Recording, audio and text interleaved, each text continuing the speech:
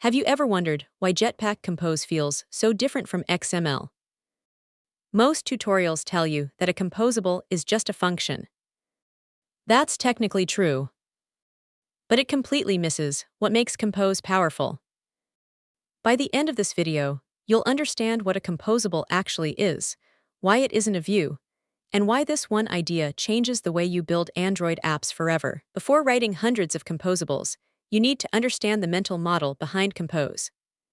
Once this clicks, everything else becomes much easier.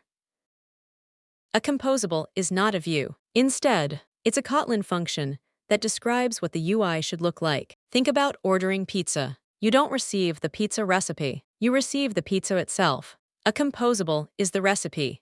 Compose is the chef. The phone screen is the final pizza. That simple analogy explains almost everything. Now let's see the example. Every Compose app starts inside setContent. This is where your composable hierarchy begins. This is a composable function. Notice the @composable annotation. It tells the Compose compiler that this function describes UI. Unlike traditional Android views, this function doesn't return a view object. It simply declares what should appear on the screen. The @preview annotation lets Android Studio render your composable without installing the app on a device. It's one of the biggest productivity improvements in Jetpack Compose.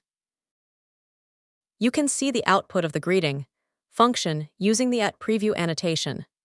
Now you know what a composable really is. It's not a view. It's a function that describes your UI. In the next lesson, we'll explore state, and you'll finally understand why writing var count equals 0 doesn't work the way you expect. See you in the next episode.